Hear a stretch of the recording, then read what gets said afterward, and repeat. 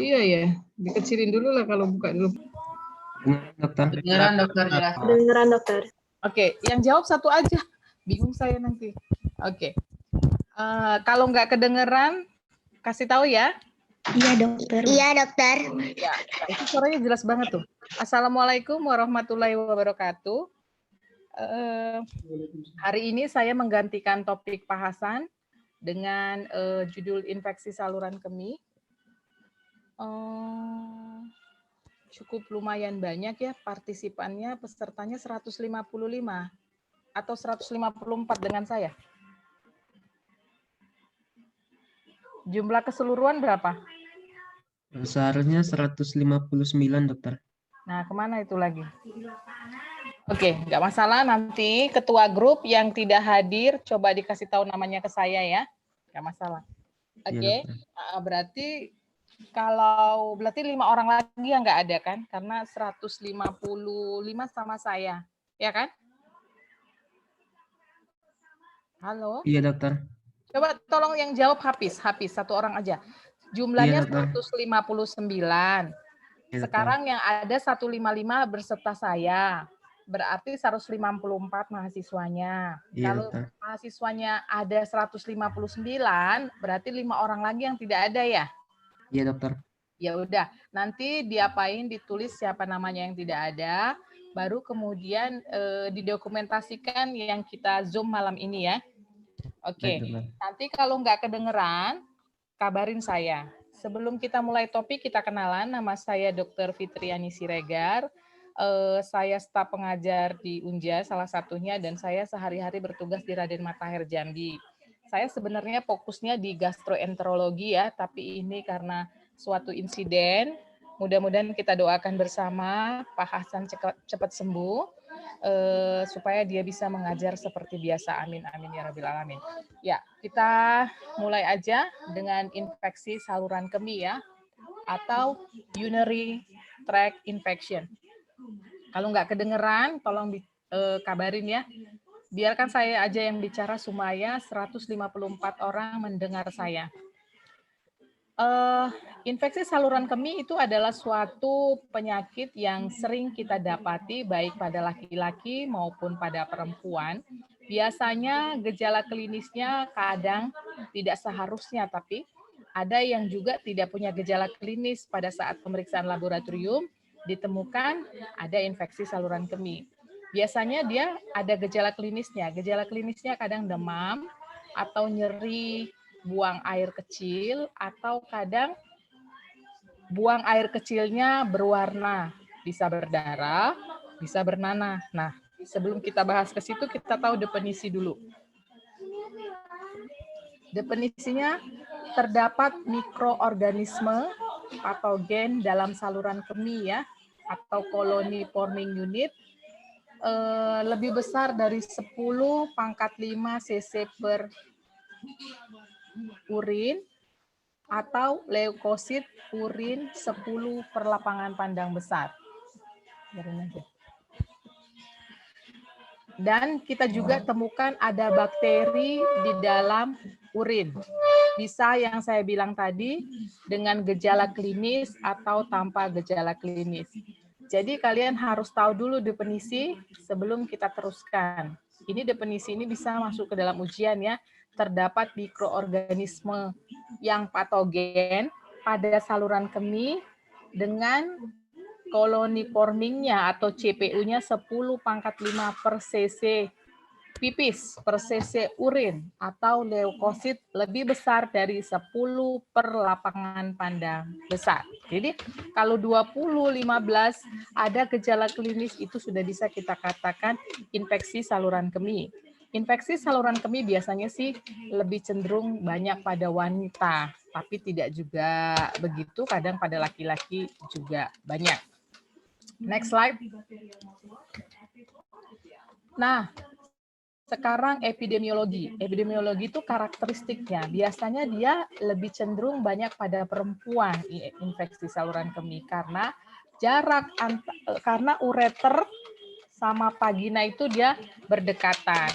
Makanya kan kalau pipis kita itu membersihkannya dari depan ke belakang, jangan dari belakang ke depan, karena kuman akan naik ke vagina, ya. Nah, insidennya bisa segala jenis umur, tapi dia lebih cenderung banyak pada wanita sesuai dengan anatomi tubuh. Kalau laki-laki kan dia jauh, ya. Next slide. Nah, istilah-istilah yang banyak pada infeksi saluran kemih ada ISK sederhana, ada ISK tidak sederhana, ada ISK berulang, ada ISK resisten, ada urosepsis. Yang paling berat urosepsis. Jadi kalau ISK sederhana itu dia tanpa kelainan anatomi ya. Kalau ISK yang tidak sederhana dia ada kelainan anatomi. Kalau ISK berulang berarti dia berulang dengan bahasa klinisnya recurrent, ya. Kemudian kalau dia resisten, nggak kedengeran? Kedengaran, dokter. Oh iya, kalau resisten berarti setiap dia infeksi saluran kemih bakterinya sama, biasanya bakterinya E. coli. Kalau urosepsis artinya ada infeksi pada saluran kemih yang sudah mempunyai gejala klinis sepsis. Apa itu sepsis? Yang pertama, dia leukositnya meningkat. Yang kedua, heart rate-nya di atas 90. Yang ketiga, ada fokal infeksi. Fokal infeksinya di saluran kemih. Ya, next slide.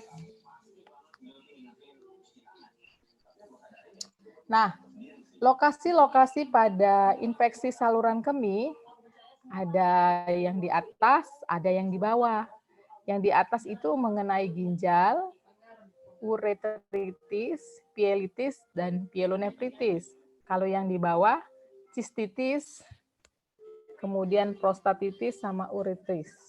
Ya, ini lokasi yang sering terkena. Next slide.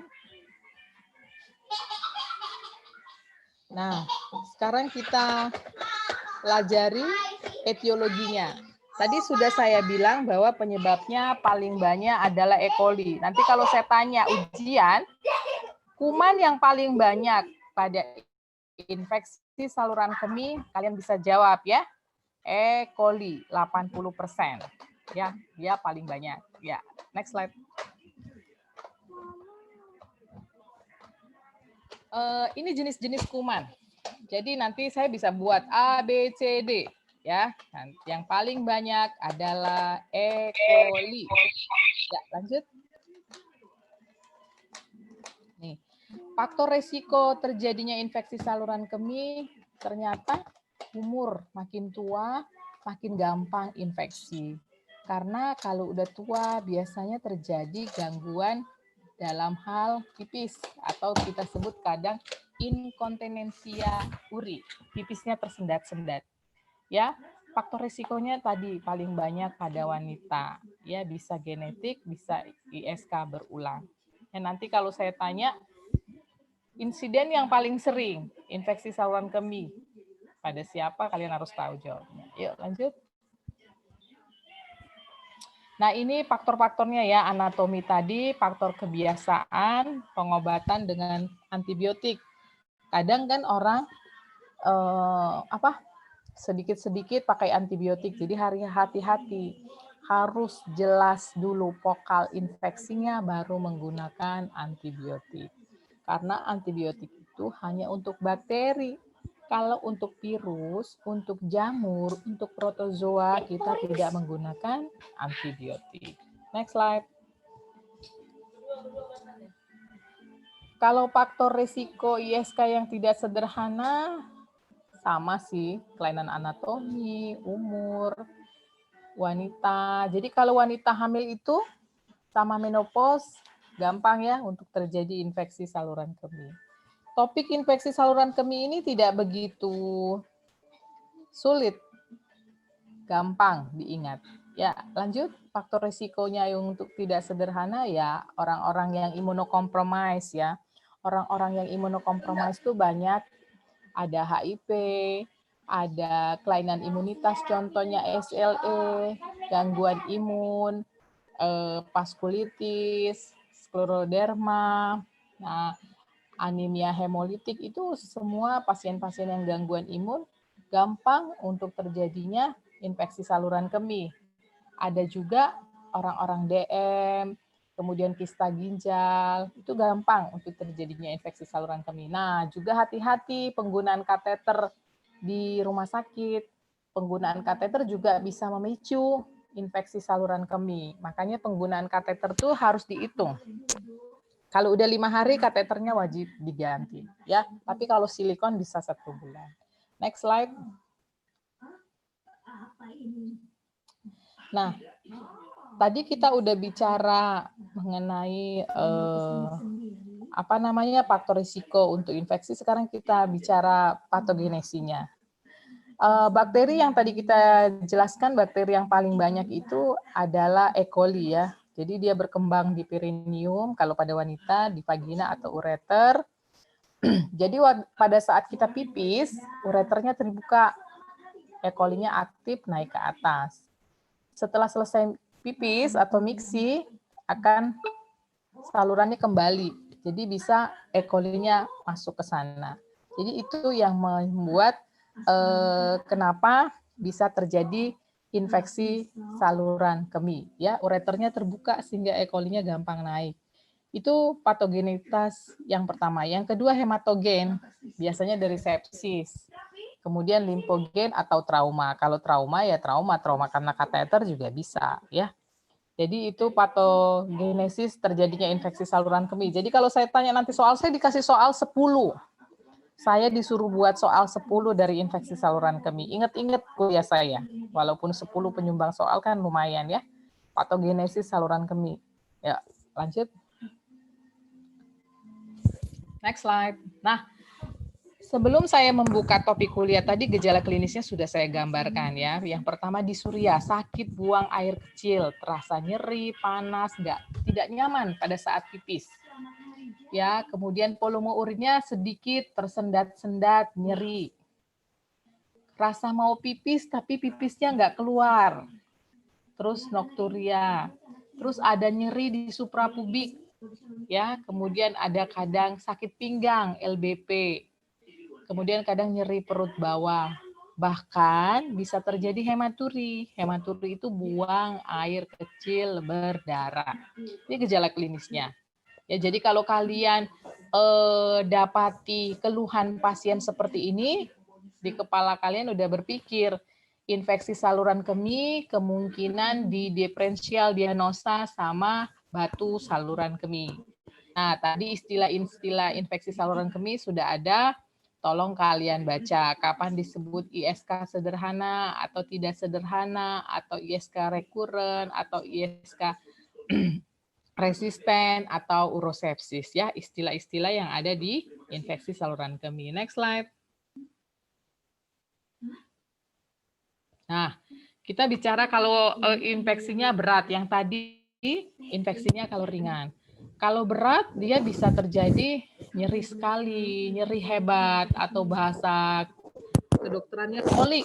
Koliknya udah nggak ketulungan, kemudian ada demam, mual, muntah, dan tidak mau makan, ya urosepsis ya. Nah, gejala-gejala ini tidaklah muncul semua pada suatu pasien, ya.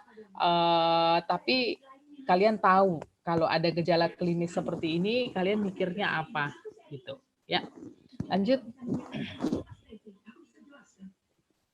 Nah, setelah kita tahu definisi ISK, istilah-istilah yang ada di ISK, kemudian patogenesis ISK, kemudian gejala klinis ISK, epidemiologi ISK, ISK atas atau ISK bawah, baru kita harus tahu pemeriksaan apa setelah itu yang mendukung diagnosa kita. Kita cek laboratorium. Laboratorium yang paling utama kalian cek darah rutin. Di darah rutin itu nanti kelihatan HB-nya berapa, trombositnya berapa, leukositnya berapa. Kemudian kita cek urin. Di dalam urin nanti ada yang disebut dengan leukosit di dalam urinnya berapa, eritrosit di dalam urinnya berapa, epitel di dalam urinnya berapa. Kemudian ada hasil-hasil yang lain, protein positif atau tidak, keton positif atau tidak, albumin positif atau tidak, nitrit positif atau tidak. Nah, kalau kalian melihat nanti ternyata leukosit jumlahnya lebih dari 10 per lapangan pandang besar, kalian berpikir, oh pasien saya ini apalagi dia perempuan, kemungkinan dia adalah infeksi saluran kemih. Biasanya suka terjadi pada wanita, ya. Lanjut. Nah, pengobatan. Setelah kita laboratorium, kita pengobatan. Pengobatannya itu mulai dari yang sederhana, ya.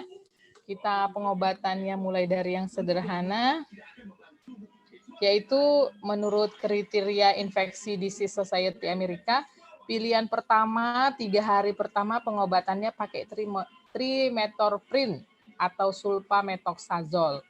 Tapi susah sekarang obat trimethoprim ini, biasanya kita pakai sulfamethoxazole pun susah, ya.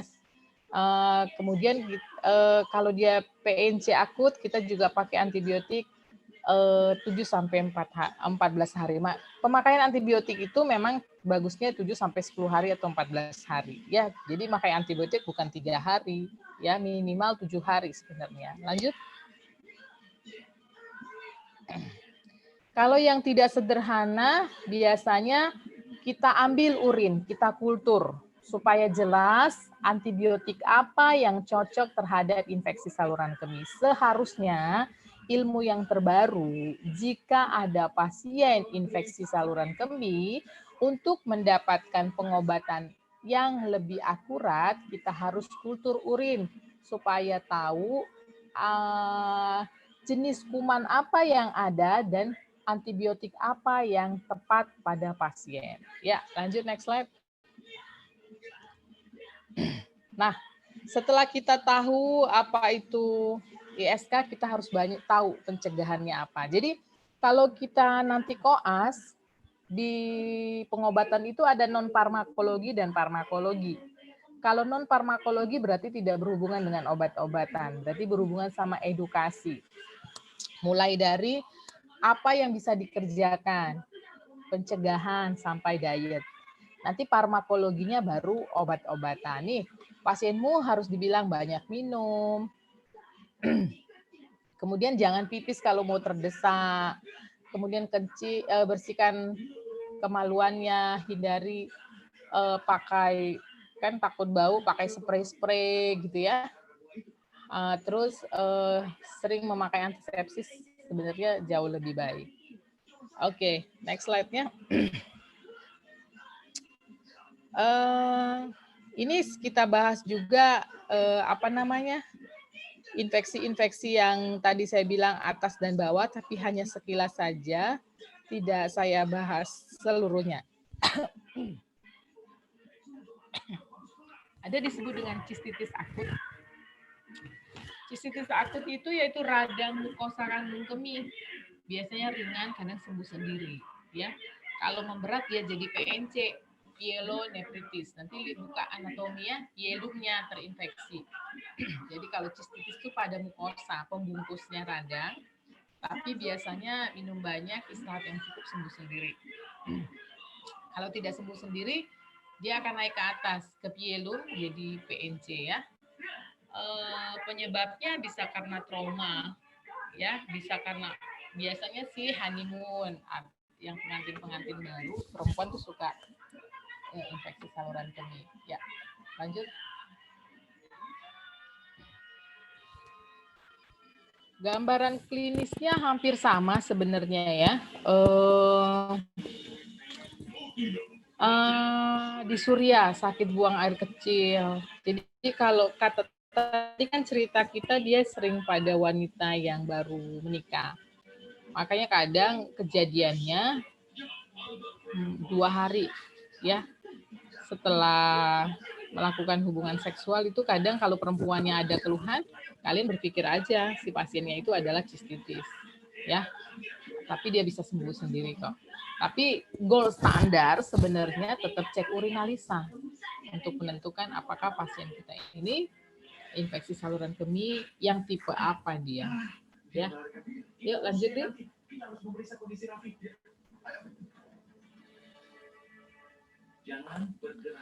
Hampir sama sebenarnya ya. Pencegahannya yaitu ya dibersihkan dulu lah sebelum melakukan hubungan seks ya. Kemudian kita harus menggunakan antibiotik. Kalau saya sih prinsipnya antibiotik yang banyak sih trimetropin. Tapi kalau dia kondisinya berat, wajib dikultur supaya antibiotiknya tepat. Jadi ya, lanjut deh. Ini tidak begitu berat pelajarannya, hampir sama, tapi kita mengenal dulu apa sih cistitis itu. Ada cistitis akut, ada cistitis kronik. Nah, kalian harus tahu apa sih beda akut dan kronis. Oke. Kalian harus buat gambar ya, jangan nggak punya gambar nih. Nah, saya mau lihat wajah-wajahnya. Ini G115 ini nggak ada namanya. Semua keluarkan gambar. Saya aja gambarnya keluar. Ya, tampilkan semua videonya. Oke. Nah, ini ada yang tampil nih. Tampilin videonya semua. Ya, tampilkan videonya semua. Jangan nggak ada video. Oke, ini yang 1915 19076 nggak ada videonya, nggak ada gambarnya, ya tampilkan. Oke, ada sistitis kronis. Beda akut sama kronis itu tergantung onset waktu. Akut biasanya lebih 2 minggu ya, kronik lebih dari 1 bulan. Akut kurang dari 2 minggu. Ya, jadi bedanya sistitis akut dan kronik itu cuman onsetnya saja waktu. Berarti semuanya hampir sama ya. Tapi kalau kronis ini jauh lebih berbahaya. Dia bisa nanti menyebabkan PNC, pyelonefritis. Kalau akut biasanya sembuh sempurna. Lanjut, next slide. Gambaran klinisnya hampir sama semua, Dek. Kecuali kalau misalnya sistitisnya sudah berdarah hematuri. Jadi kadang pasiennya anemia, ya. Makanya kalau buang air kecilnya berdarah, jadi kemungkinan besar pasiennya anemia. Yang lain hampir sama semua. Next slide. Nah, kalau dari sistitis akut tadi tidak diobati menjadi sistitis kronis. Sistitis kronis tidak diobati akan menjadi pyelonefritis. Pyelonefritis itu radang akut pada ginjal ya, pada pyelumnya. Penyebabnya bisa dari sistitis tadi. Tetap kuman yang terbanyak itu adalah E. coli. Ya, lanjut deh.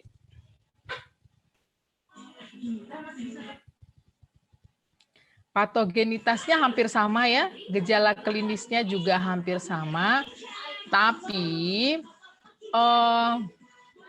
pyelonefritis ini kalian harus ingat, dia menyerupai gejala apendik.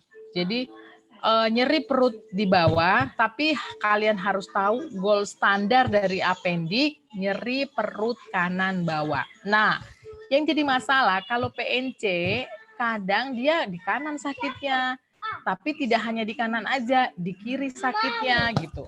Tapi kalau apendik, pasti sakitnya di perut kanan bawah. Atau kalian make Burness sign positif. Ya. Jadi kalau saya tanya diferensial diagnosa daripada PNC harus tahu ya apendisitis. Sama pemeriksaan laboratorium yang paling khas. Pemeriksaan fisik diagnostik yang paling khas yaitu CPA. Pada saat kalian costovertebra dia gitu sakit ya. Sampai di sini saya tidak akan lanjutkan. Ngerti kan? Kedengeran suara saya? Iya, dokter. Jelas suara saya? Jelas, dokter. Jelas, dokter. Jelas. Oke ya. Jadi gejala klinis yang paling khas daripada PNC pastilah demam. Kalau demam pasti tahikardi. Kalau tahikardi Jadi kalau demam itu kalian harus berpikir pasti dia tahikardi ya. Heart rate-nya lebih dari 100. Kemudian ada nyeri ketok CPA. Next slide. Laboratoriumnya hampir sama ya, Dek. Jadi nanti kalau ada pertanyaan, Dok, tadi bilang ada leukosit dalam urin lebih dari 10 per lapang pandang. Ini ada biakan urin. Jadi ada beda ya, Dek. Ada biakan urin, ada urinalisa. Jadi kalian harus bedakan. Jadi gold standar pemeriksaan laboratorium pada infeksi saluran kemih, yang pertama adalah urinalisa. Yang kedua, biakan urin atau kultur urin. Makanya pada saat nanti kalau saya buat soal biakan urin atau kultur urin lebih besar dari 10 pangkat 5 CPU. Itu artinya itu biakan urin. Kalau leukosit dalam urin lebih besar dari 10 per lapangan pandang besar, itu artinya yang diperiksa urinalisa. Ngerti ya? Yuk lanjut. Nah, pengobatannya itu hampir sama semua ya, Dek. Sebenarnya pengobatan yang paling tepat itu adalah kultur urin, supaya tahu antibiotik apa yang cocok. Ya, lanjut.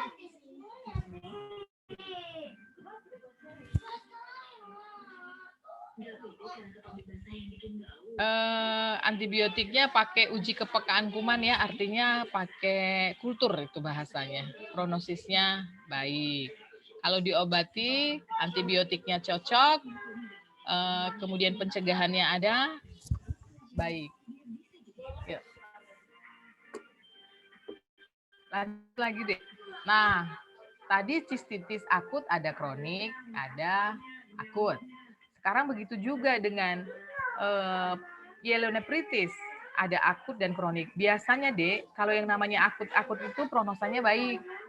Tapi kalau yang kronik-kronik ini prognosanya biasanya kurang baik, ya.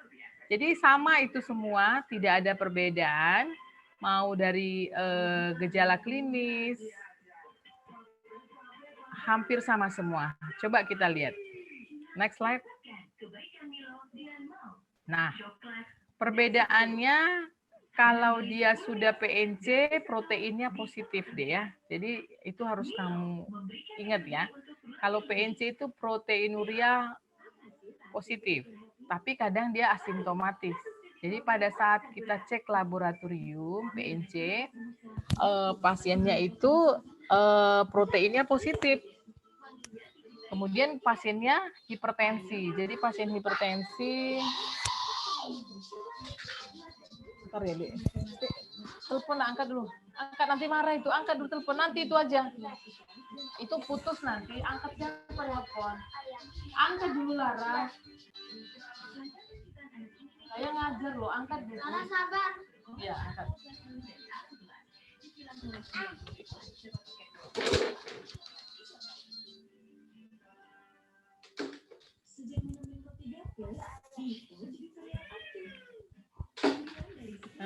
Juga ada hipertensi ya. Next slide, Dek. Nah, saya bilang tadi laboratoriumnya penanda untuk PNC ini protein ya, Dek. Nah, kalau misalnya udah PNC,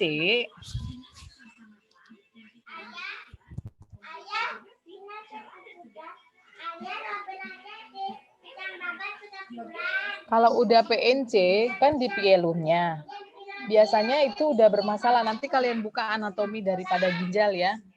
Ada kaliks, ada pielum. Jadi ada radang di pielumnya. Berarti urium kreatinin meningkat. Kadang buang air kecilnya sudah sedikit. Nah, ini ujung-ujungnya kalau tidak kita obati bisa jadi AKI atau CKD. AKI akut kidney injury, CKD chronic kidney disease. Nah, tapi kalian harus ingat, karena pasiennya punya hipertensi, tidak mungkin jadi AKI, dia akan jadi CKD. CKD penyebabnya adalah salah satunya hipertensi DM. Yang dua ini adalah penyakit kronis, ya. Kemungkinan dia akan menuju menjadi CKD. Kalau AKI, saya keluar dari topik sebentar. AKI itu akut kidney injury. AKI itu ada pre-renal, renal, sama post-renal. Kalau prerenal biasanya pasiennya itu perdarahan, trauma, atau muntah-muntah, kemudian mencret, itu yang menyebabkan AKI. Nah, kalau di renal, khusus di renal sendiri banyak penyebabnya. Salah satunya adalah PNC ini. Ada PNC, GNC, itu penyebab di renal ya. Nah, kalau post renal, penyebabnya itu bisa karena tumor atau batu. Jadi itu harus kalian ingat. Kalau di renal atau di post renal, nanti ujung-ujungnya menjadi CKD. Tapi kalau misalnya prerenal, rata-rata itu akan menjadi AKI. Ya, oke lanjut.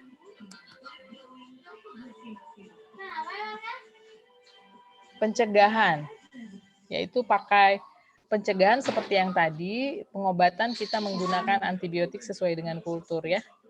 Lanjut.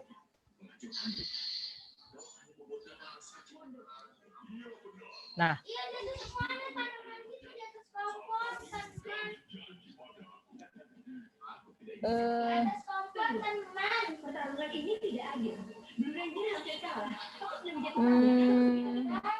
ada tadi sistitis akut dan kronik, ada PNC akut dan kronik. Sekarang kita naik pelajarannya. Jadi GNC, glomerulonefritis. Tapi saya tidak bahas semua ya. Maksud saya ini sih yang akan bisa menyebabkan infeksi saluran kemih. Ya, ini hanya sekedar sekilas saja. Ya, lanjut deh. Nah, ini klasifikasinya bisa nefrotik, nefritik. Lanjut. Nah, ini etiologinya. Sebenarnya kayaknya ada dokter lain ya yang mengasih topik GNC ya, Dek ya? Halo? Iya, dokter Hasan sudah kemarin. Oke, berarti sudah. Topik saya tadi cuma sampai infeksi saluran.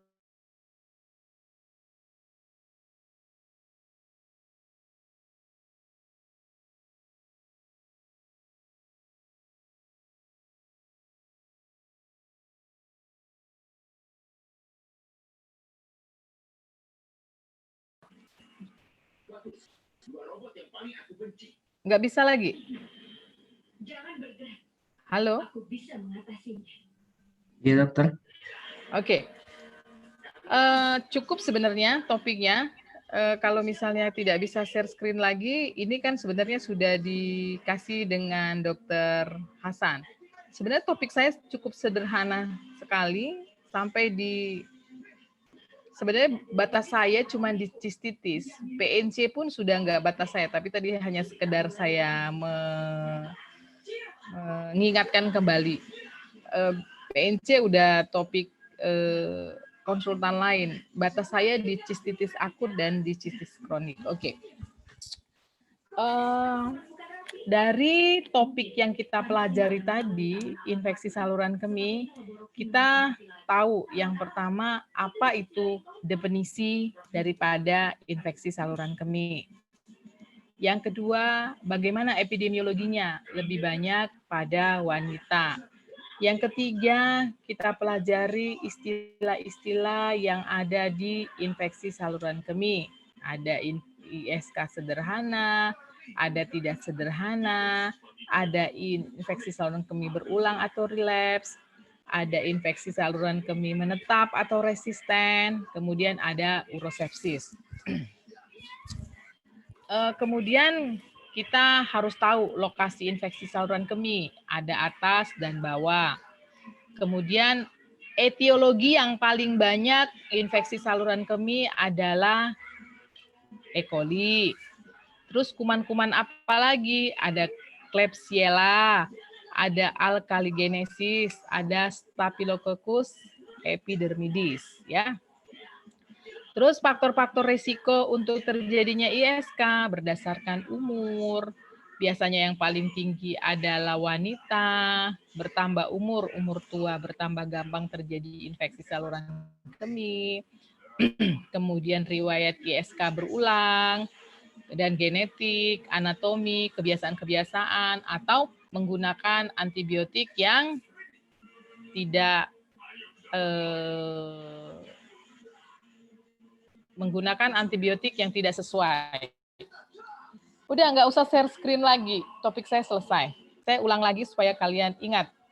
Kemudian ada faktor risiko yang tidak sederhana, berarti yang berat. Biasanya karena anatomi, umur, wanita, biasanya wanita hamil, atau orang yang imunokompromis, atau penyakit-penyakit kronis seperti DM, kemudian penyakit ginjal, penyakit kista ginjal, kemudian pemakaian kateter yang terlalu lama. Patogenesisnya tadi ada bakteri, kemudian ada infeksinya bakteri, ada hematogen, dan trauma. Gejala-gejala klinisnya itu yang pastinya nyeri buang air kecil, sakit pada pinggang, kemudian bisa juga demam, bisa buang air kecilnya berdarah, kemudian ada nyeri ketok, kemudian bisa sepsis, mual, atau muntah. Jadi gejala klinisnya banyak, ada 14, tapi tidak semua harus terpenuhi untuk menegakkan suatu diagnosa ISK. Kemudian laboratoriumnya, yang pasti kita cek adalah darah rutin, urinalisa, sama kultur. Jadi pemeriksaannya darah rutin, urinalisa, sama kultur. Kultur itu nama lainnya adalah biakan urin, ya, atau uji kepekaan. Pengobatannya itu kalau dia masih sederhana ISK-nya bisa sembuh sendiri. Tapi kalau misalnya ISK-nya yang udah berat, dia tidak bisa sembuh sendiri. Makanya pasiennya harus kita kultur supaya antibiotiknya tepat dan tepat pengobatan sehingga gold standarnya pasiennya sembuh. Nah, setelah kita pengobatan dan diobati, kita harus menyarankan sesuatu kepada pasien. Apa? Yang pertama, jaga kebersihan kemaluan. Kedua, banyak minum. Ketiga, jangan tahan buang air kecil. Hindari pemakaian spray-spray untuk kemaluan. Kemudian bersihkan genital dengan rutin, ya. Oke. Saya sudah memberi topik infeksi saluran kemih dan saya disuruh membuat 10 soal dari infeksi saluran kemih. Materi dari saya cukup karena cuma satu yang dikasih sama saya yaitu infeksi saluran kemih. Jadi saya buka sesi tanya jawab aja, boleh mau diskusi, boleh mau bertanya atau apapun. Silakan.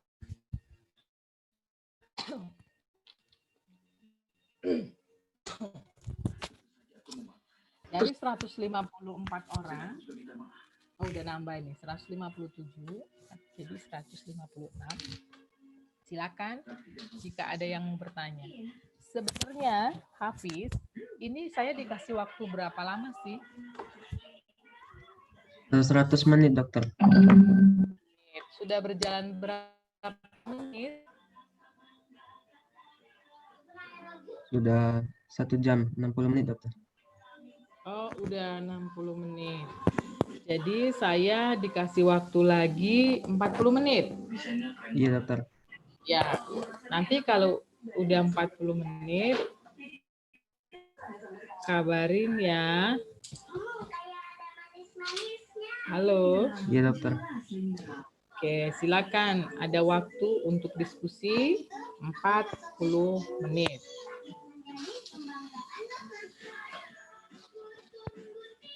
Silakan.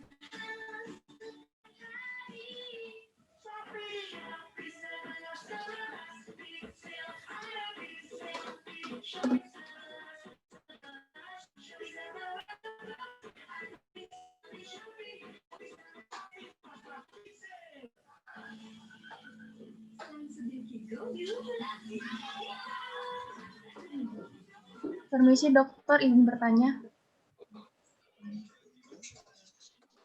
Silakan. Siapa namanya? Sebutin namanya. Nabila dokter. Oke, ini semester berapa deh sebenarnya? Ketiga dokter. Lama ya mau jadi dokter, kalau semester 3 ada berapa semester? Apa dokter? Kalau mau jadi dokter masih lama, kan semester 3. Ada berapa semester seluruhnya? Kalau untuk S-Ker-nya 7 semester, dokter. Berarti kalau 7 semester 2 tahun lagi ya. Dokter. Kemudian corona hilang sehingga kalian bisa koas dengan baik benar di Raden Matahir ya. Katanya 2022 clear. Berarti kalian selesainya 2022 kan?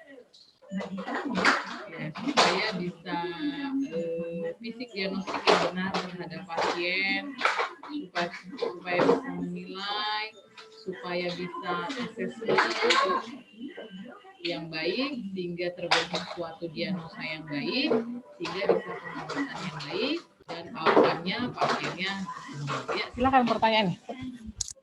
Saya ingin bertanya mengenai ISK atipik, dokter. Itu bagaimana ya, dokter? ISK apa? Atipik? Ya, ISK atipik. Atipikal ya? Iya, dokter. Oh, atipikal. Tanpa gejala. Dia tidak spesifik gejala, tapi pada saat diperiksa laboratorium, dia menunjukkan infeksi saluran kemih. Ya. Hafiz, kalau udah 40 menit, kasih tahu ya. Ya, dokter. Ayo, lanjut. Baik, dokter. Terima kasih, dokter. Boleh nanya, apa aja deh kalau nanti bosen ISK.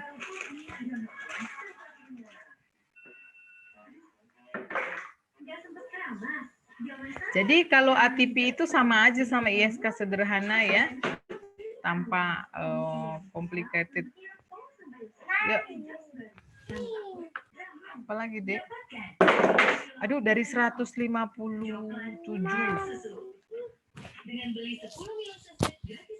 Mau nanya apa? Yang lain coba. Kalau bosan di luar ISK itu topiknya sangat sederhana. Pasien ISK itu pasiennya kalau ringan-ringan rawat jalan, ya dia datang ke poliklinik, udah kita cek laboratorium. Tapi kalau misalnya yang berat, jarang sih berat. Bentar, ini tolong dek pipis, nggak dengar pipis. Cepet ini lagi kerja.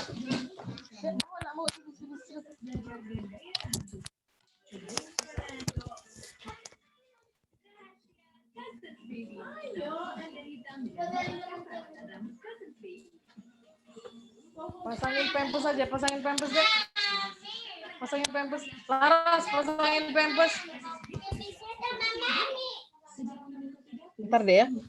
Laras buka isolnya biar pipis sama mama. Buka isolnya. Mama ngajar loh. Dek, tolong bukain celananya aja, Dek. Aduh, maaf, Dek. Ayo, silakan, Dek.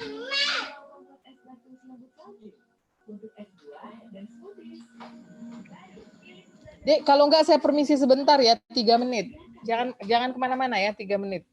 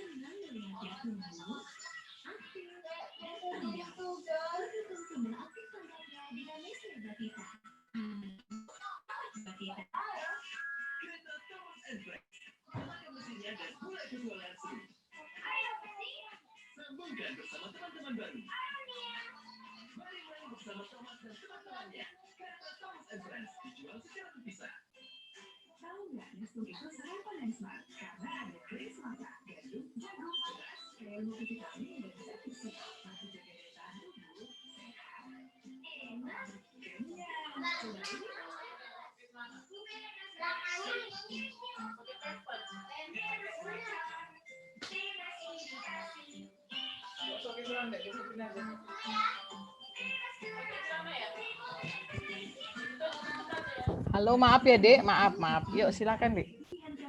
Bebaslah nanya apa aja. Soalnya kalau infeksi saluran kemih itu topiknya sederhana aja, cukup sampai di situ. Yuk, silakan. Dokter izin bertanya, dokter. Namanya siapa? Risa, dokter. Siapa? Risa, dokter. Oh, Risa ya. Terus? Pertama, pengen nanya dokter, kalau seandainya ada pasien yang datang ke puskesmas, terus ciri-cirinya ISK gitu, tapi ISK sederhana itu harus dilakukan labor juga nggak, Wajib dokter? sebenarnya, minimal urinalisa. Jadi kalau di puskesmas itu pemeriksaan yang sederhana jendela untuk saluran kemih, yaitu adalah urinalisa. Ya, nanti dari urinalisa itu kita bergerak. Kalau ada nitrit positif, bakteri positif, dan leukosit lebih dari 10 pandangan besar, itu infeksi saluran kemih. Nah, tapi kalau misalnya kamu ketemu eritrosit lebih dari 50 perlampangan pandang besar, kemungkinan pasiennya sudah terjadi batu saluran kemih. Nah, kalau misalnya dia buat demam, diobati dengan antibiotik misalnya seperti tadi trimetropin, minum udah banyak, tidak ada perubahan, baru kita lakukan yang namanya kultur urin untuk menentukan antibiotik yang cocok terhadap pasien. Biasanya kalau udah kultur urin antibiotiknya tepat, pasiennya sembuh. Kalau ISK-nya tidak sederhana atau complicated atau lebih berat, ya. Tetap di puskesmas wajib melakukan urinalisa setiap pasien ada keluhan di saluran kemih. Jadi dengan gejala-gejala klinis yang sudah saya sampaikan tadi. Yuk. Boleh satu lagi nggak, dokter? Ya, boleh. Itu kasus apa sih, dokter, yang menyebabkan seseorang itu bisa resisten antibiotik? Maksudnya kayak kan kadang orang-orang suka minum antibiotik aja gitu, tapi sampai kapan dia baru bisa resisten gitu, dokter, terhadap antibiotik? Yang disebut dengan antibiotik resisten yaitu jika kita obati dengan antibiotik itu pasiennya nggak sembuh-sembuh. Jadi pada saat kultur urin nanti banyak itu deh yang keluar antibiotik apa yang sensitif, antibiotik apa yang resisten. Jadi pada saat kultur urin misalnya kumannya E. coli misalnya ya, nanti ada 60 biasanya yang kita kultur, misalnya nanti tulisannya intermediate, resisten, sensitif. Resisten sampai 15 antibiotik, yang sensitif cuma 2. Nah, yang sensitif itu yang kita pilih untuk antibiotik dia. Jadi biasanya kalau udah kultur urin nanti ketemu yang mana yang resisten, yang mana yang sensitif, yang mana yang intermediate. Ini yang intermediate itu antara sensitif dan tidak dan resisten. Yang kita ambil tetap yang sensitif gitu loh. Jadi berdasarkan pemeriksaan kultur untuk menentukan mana antibiotik yang resisten atau enggak. Tapi kalau kultur bagaimana ya, antibiotik tersebut pasiennya enggak sembuh, kemungkinan dia resisten terhadap antibiotik A gitu. Yang lain ada lagi? Terima kasih, dokter. Ya. Izin bertanya, dok.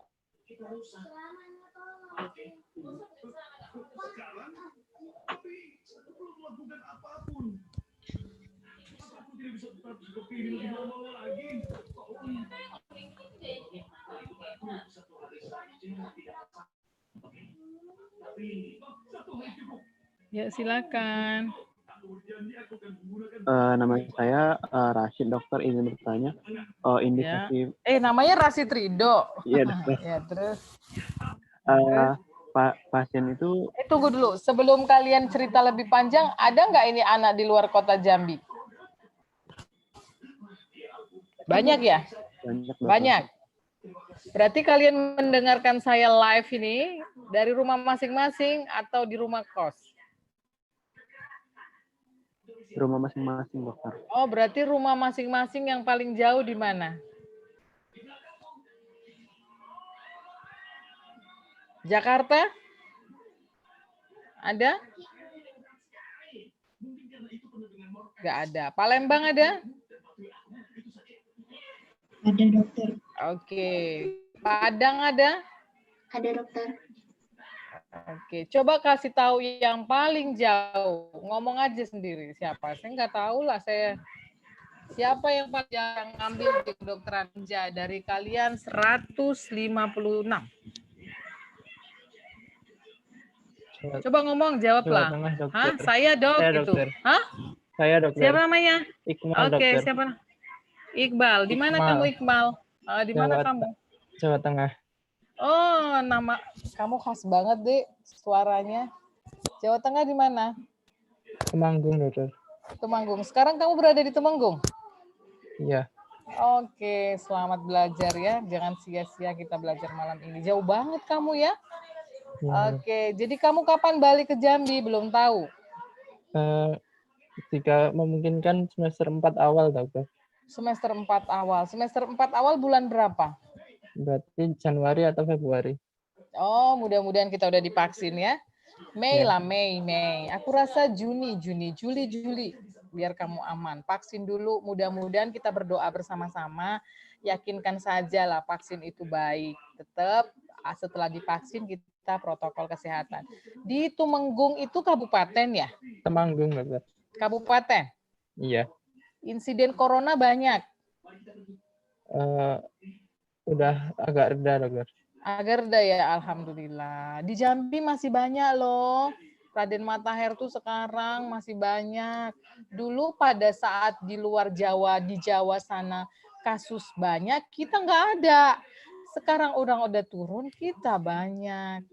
Kita doa ya, supaya ini semua cepat berlalu, kita bisa seperti awal lagi, ilmunya bisa nyambung, jangan sebagai virtual ini ketimbang kita nggak belajar ya lebih bagus virtual sih. Sebenarnya kurang menarik juga ya.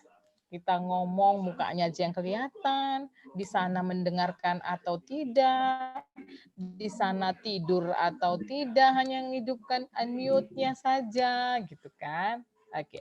Selain kamu kira-kira ada mau ditanya nggak? Di luar ISK pun boleh. Belum, dokter. Ada nggak Iqmal?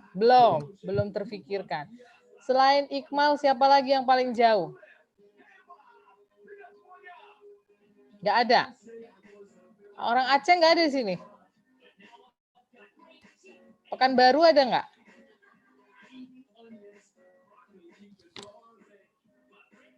Nggak ada ya. Sumatera Utara ada nggak? Ada, dok. Oh, jadi mana yang Sumatera Utara? Coba. Saya, dok. Wah, Revin, ada marganya? Ada, dok. Nasution, dok. Oh, di mana kamu sekarang? Sekarang lagi di Jambi, dok. Oh, di Jambi. Kenapa kamu nggak pulang kampung aja? Lagi apa, dok? Lagi apa? Biar bareng, dok.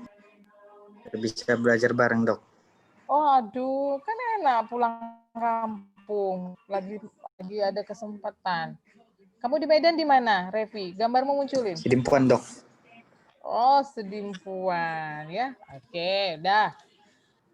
Udah, nanti kalian bosen saya tanya-tanyain. Pokoknya ada di Jawa, ada di Sedimpuan, ada di Padang, ada di Palembang, ada di mana-mana. Yang penting belajar.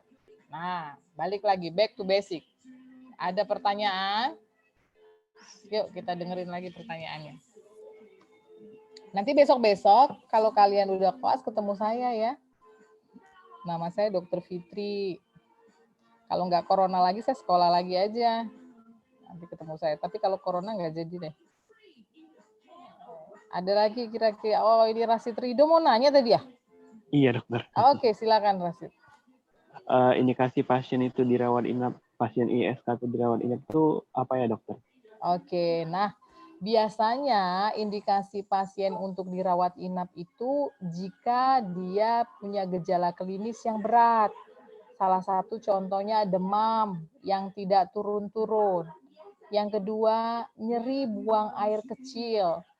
Yang ketiga, akibat demam yang tidak turun-menurun, heart rate-nya naik lebih dari 90.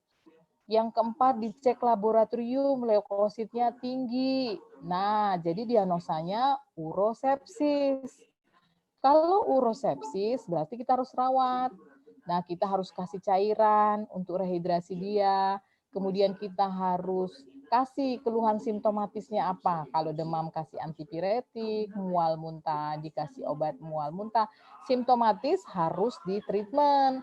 Biasa dan kausatifnya juga harus ditreatment. Bagaimana cara kita mentreatment kausatif? Kita cek kultur. Setelah kultur baru antibiotik yang cocok. Biasanya demamnya turun, demam turun, heart rate turun. Heart rate turun, gejala klinis yang lain, mual, muntah, sakit kepala, tidak enak badan, noktuuria, hematuria itu biasanya berkurang. Jadi gold standarnya supaya pasiennya sembuh itu, ya. Jadi diagnosanya kalau berat itu urosepsis. Kalau urosepsis wajib rawat inap, ya. Oke. Ada lagi? Baik, terima kasih dokter. Ya, sama-sama. Izin bertanya dokter. Ya. Regina. Itu kalau infeksi saluran kemih pada bayi itu sering pada anamnesisnya itu sering ditemukan sering rusak kas itu maksudnya apa dokter? Kurang jelas pada bayi, kita bicara dewasa. Boleh tanya yang tentang itu enggak dok? Oh, jadi kalian harus tahu batasan kapan di spesialis anak menerangkan, kapan spesialis penyakit dalam menerangkan ya. Kalau 16 tahun ke bawah itu udah kapasitas dokter anak. Kalau 16 tahun ke atas kapasitas penyakit dalam. Nah, pertanyaanmu kalau bayi nanya ke dokter anak dong. Saya kan dokter penyakit dalam. Bercanda. Ya, tapi sebenarnya sih wajibnya nanya ke dokter anak. Coba saya coba deh jawab. Kalau bayi kalau bayi infeksi saluran kemih gimana gejalanya? Gambarnya liatin dong. Nah, kalau ini kok gimana tadi? Kalau bayi gimana gejala klinis buang air kecilnya gitu ya? Ayo, siapa yang nanya tadi, Dek? Sering pada anamnesis itu sering rusak kas itu berarti maksudnya ditemukan apa ya dokter? Apa katanya? Apa kas? Rusak kas. Apa? Rusak kas pada anamnesis. Rusak kas apa sih itu? Maksudnya tuh kayak pada anamnesis misalnya apa yang ditemukan kalau pada bayi ya dokter? Oh gitu aja ya. Nah kebetulan saya sebenarnya itu kan besok harus memilah pertanyaan ya. Kita kan dokter penyakit dalam nih bukan dokter anak. Nah biasanya hampir sama sih. Kalau anak-anak tuh kalau infeksi saluran kemih pasti yang pertama itu rewel ya namanya anak-anak dia nggak bisa kasih tahu. Saya sakit di perut kanan bawah, saya sakit di suprapubik, saya sakit nggak bisa dia. Cuma nanti dia rewel, demam, atau nanti pada saat kita pegang suprapubiknya dia kesakitan, ya gold standarnya tetap cek urinalisa. Nah, mungkin jawaban saya ini tidak puas. Besok kalau ada dokter anak, ada pelajaran anak tentang infeksi saluran kemih pada anak, tolong ditanyakan ya Natasha. Halo. Baik dokter. Ya, Makasih, tolong dokter. ditanyakan ya, karena bisa aja jawaban saya ini kurang puas karena kompetensi saya kan di penyakit dalam, bukan kompetensi saya di bagian anak. Tapi saya juga dulu pernah dokter umum, minimal saya tahu, tapi tidak sedalam dokter anak ya. Oke, yuk pertanyaan yang lain.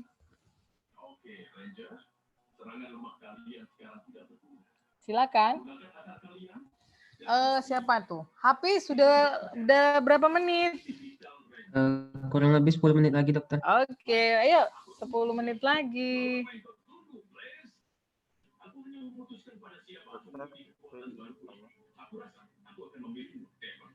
Oke, apa pertanyaannya? Siapa yang mau nanya ini? Afisena Haidar. Bukan. Arif Rahman. Oh, bukan Hafiz ya, yang itu Hafiz tadi. Ya gimana? Dokter, saya masih bingung mengenai gejala ISK khas pada ISK bawah dan atas itu bagaimana ya dokter? Kita membedakan bahwa oh itu dia ISK atas atau oh itu dia ISK bawah. Terima kasih dokter. Oh, ya. Jadi kita untuk mau tahu ini ISK atas, ini ISK bawah, kita harus tahu dulu anatomi. Nah, supaya kita tahu bagian mana yang bermasalah, ya. Kalau ISK atas itu biasanya dia pada ginjal. Berarti ginjal itu di mana letaknya? Di buah pinggang ya. Kalian harus tahu dulu anatomi ginjal. Di buah pinggang bentuknya seperti kacang. Kacang apa itu? Kacang ricis ya kalau nggak salah. Nah, ya kan nggak, kalau misalnya kita virtual ini nggak bisa jadi saya menerangkan kan. Pinggang tuh di mana? Nah, pinggang itu di lumbal 11-12. Jadi ginjal itu di lumbal 11-12 di anak pinggang ya. Nah, di situ biasanya itu infeksi saluran kemih atas. Di mana lagi? Kita kan tahu tadi bahwa ginjal itu kalian harus pelajari di mana pielum, di mana kalik ya. Nah, tetap di situ biasanya tempatnya. Ya, itu kemungkinan infeksi yang atas. Nah, kemudian bagaimana yang bawah? Yang bawah itu tempatnya di kandung kemih. Kandung kemih itu berada di simfisis pubis. Ya, dekat dengan ada yang namanya kandung kemih, bentuknya seperti ini, ada ureter, baru uretra. Ya kan? Bentuknya seperti ini. Baru di sebelah daripada kandung kemih ada prostat. Jadi tempat yang di bawah suprapubik, di bawah pusat. Nah, ya jadi tahu mana atas, mana bawah. Itulah kelemahannya. Jadi saya nggak bisa menerangkan, nggak mungkin saya berdiri. Tapi kalau kita face to face di depan, saya bisa kasih tahu. Nih, tapi kalian nanti buka anatomi, lumbal 11-12 atas, di bawah suprapubik. Oke? Ngerti ya? Oke, yuk lanjut. Terima kasih dokter. Oke.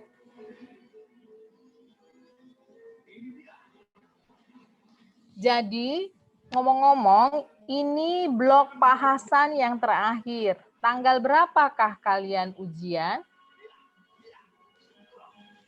Tanggal 9, dokter. Oh, tanggal 9. Berarti saya besok kirim soal ya.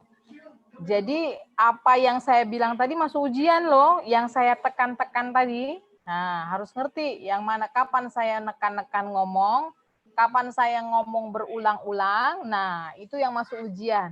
Jadi kalau itu masuk ujian, kalau kalian nyimak saya ngomong, nggak perlu heboh-heboh lagi, tinggal baca sekali lewat, pasti tahu jawabannya. Ya, bahannya sudah saya kasih sama Hafiz. Nah, udah, jadi nggak usah minta sama saya lagi, karena tadi saya tidak share screen ya, karena laptop saya bermasalah. Oke, ada pertanyaan satu lagi lah yang terakhir ya, sebelum kalian ujian, silahkan. Terus kalau ujian 10 soal dari saya, minimal 9 wajib dijawab. 1 nggak apa-apa kalau nggak bisa. Kalau kalian menyimak, karena topik saya itu cukup sederhana, tidak buat pusing, tidak buat mumet. Bener nggak? Bener nggak? Hafiz, bener nggak? Iya, dokter. Nggak kayak yang lain topiknya. Coba kalau sindrom aneuploidik kan jelimet. Jadi kalau saya kasih 10 soal, minimal 9 soal wajib dijawab. Ya? Oke, lanjut. Karena tadi soalnya udah tahu kok. Apa yang saya omong-omongin, yang saya tekan-tekanin, itulah soal ujian nanti. Enak kan? Udah dikasih tahu bocorannya? Bener nggak? Iya, dokter. Ya, silakan. Malam ini langsung saya buat soal, saya kirim ke siapa ya? Mbak yang itu, yang WA saya itu. Udah. Nah, coba kalian ingat mana yang saya tekan-tekan tadi, yang saya ulang-ulang, itulah soal ujiannya. Ya, terakhir, biar kita tutup pertemuan kita ini, udah jam berapa ini? Udah jam 9, udah ngantuk. Jam 10 kita mau tidur. Ya, di Temunggung jam berapa ini Temunggung? Sama jamnya dokter. Sama-sama iya, jam 10 wajib tidur kan? Target saya jam 10 tidur. Mahasiswa nggak usah kayak dulu lagi deh, jam-jam 12 tidur. Corona, nanti habis corona jam 12 tidur. Yo, tidur harus cukup minimal 8 jam ya. Minum harus banyak, minimal 2 liter. Istirahat harus cukup. Berdoa yang banyak. Oke. Satu soal lagi. Satu soal, satu pertanyaan lagi.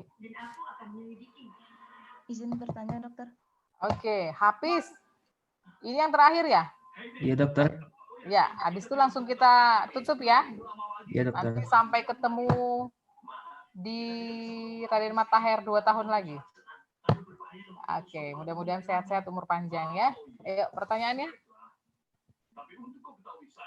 Dokter boleh bertanya tentang diabetes mellitus nggak, Dok? Boleh. Silakan. Coba tampilkan wajahmu yang besar. Iya, Dok. Saya Fadila, dokter, ingin bertanya, kalau misalnya pada pasien yang menderita DM, itu kalau pasien yang mengalami penurunan berat badan, apakah berat badannya bisa naik lagi atau enggak, dokter? Oh ya. Terima kasih, dokter. Oke. Orang DM itu biasanya sih kalau pertama kali terdiagnosa DM, berat badannya turun. Jadi kalau ada orang gemuk, tiba-tiba berat badan turun, tanpa diet, tanpa olahraga, curiga dulu DM. Kenapa sih kok kurus gitu ya? Tapi kalau dia diet, exercise, jangan dicurigai. Apalagi dia masih muda. Biasanya kita curigain itu umur tua ya, di atas 40. Nah, biasanya memang salah satunya penurunan berat badan ya. Bagaimana berat badannya bisa naik lagi? Bisa kalau misalnya DM-nya terkontrol lagi. Targetnya DM-nya terkontrol. Dikatakan DM jika GDN lebih besar sama dengan 126, GD2-JMPP lebih besar dari 200, dengan gejala klinis ya banyak minum, banyak pipis, sering terbangun tengah malam karena pipis gitu ya. Ada 4P itu ya. Nah, itulah gejala daripada DM. Nah, DM itu bisa gejalanya banyak sih, tidak harus 4P itu aja.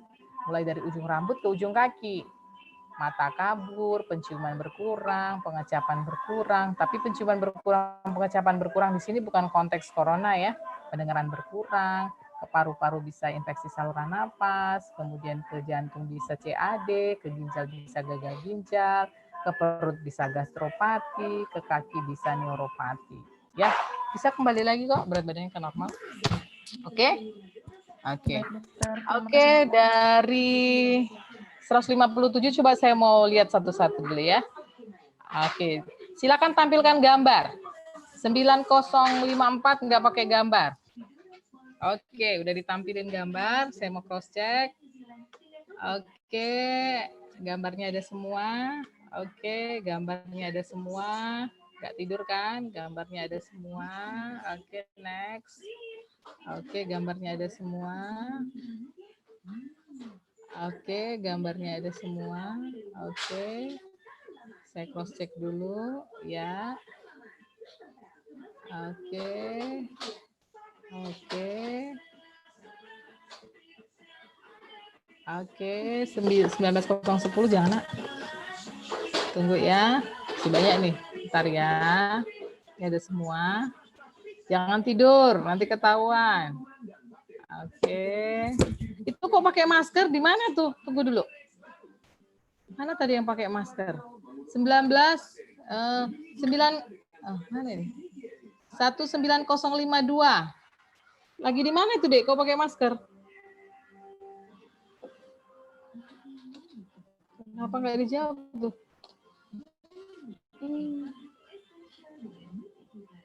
Kenapa, Dek? Coba nanti Apis cari tahu ya, Dek. Saya penasaran. Ada pakai masker. Apis. Iya, dokter. Nanti cari tahu tuh. 19052. Nggak apa-apa. Kan saya mau tahu aja. Ya. Mama. Ya, Apis. Ini bulan. Penasaran tuh, penasaran. Nggak apa-apa. Nggak saya marahin. Tenang aja. Penasaran. Oke. Oke. Oke. Oke. Aduh, ini mana wajahnya? 9057 kok tunduk. Mana wajahnya nih? Tampilkan wajahmu. Oke. Oke. Ini nggak kelihatan di wajahnya. 119015. Oke. Tuh nggak kelihatan lagi. 119086. 86.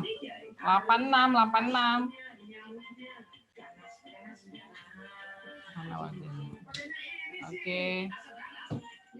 Lama banget sih, banyak banget ya. Jangan ganggu dulu, Dek. Nah, ada ya. Wow, banyak nih. Kan kalau habis kan kembali ke gambar saya.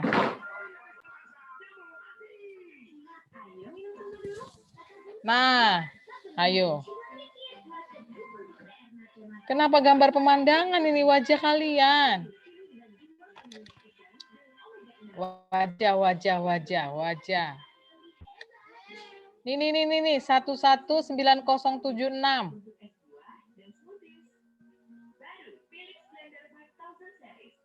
Apa kok jadi pencet-pencet? 76 ada. 11902. 11. Oke. Udahlah. Pening juga saya gerak-gerak terus. Habis. Nana ini penasaran deh. Yang terakhir nih kok nggak ada yang muncul. Maharani. 11962. 11939. 23. Mana orangnya tuh?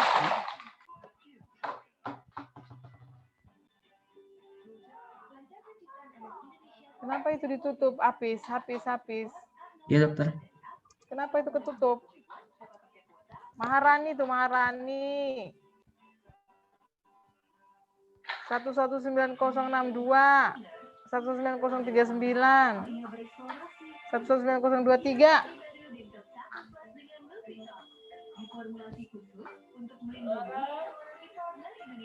Nah, kenapa tuh? Nggak ada orangnya ya?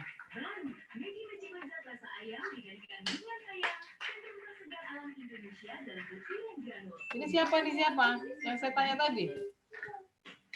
Dari suapan pertama si kecil, perjalanan makanya dimulai. Hafiz, tampilkan dulu wajah depan saya. Iya, dokter. Namamu Apicena Haidar, dari mana Hafiznya? Hafiz, dokter. Hah? Hafiz, Hafiz. Oke. Coba, yang saya sebutkan tadi ada orangnya enggak?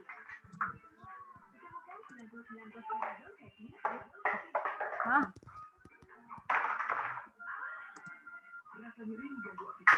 Nggak tahu. Saya mau melatih kejujuran saja. Nanti berdosa. Corona, bohong-bohong. Nanti mau jadi dokter apa? Kalau sekarang aja udah begini. Ya enggak? Anak muda itu harus jujur. Generasi penerus bangsa. Oke lah, nanti kamu Apis, kamu ingat yang saya bilang tadi siapa? Enggak ingat ya? Beberapa, dokter. Nah, nanti suruh laporan sama kamu. Nanti kamu laporan sama saya. Dokter. Ya, terus siapa yang enggak hadir laporkan ke saya. Oke? Oke. Sudah dulu ya. Saya tutup kuliah malam ini 100 menit. Jika ada salah ngomong, suara nggak kedengeran, PowerPoint kurang baik, tolong dimaafkan. Saya tutup dengan wassalamualaikum warahmatullahi wabarakatuh. Saya live tutup ya. Waalaikumsalam warahmatullahi wabarakatuh. Terima kasih dok. Sampai ketemu di Raden Matahir. Dadah. Thank you. Terima kasih dokter. Terima kasih dokter.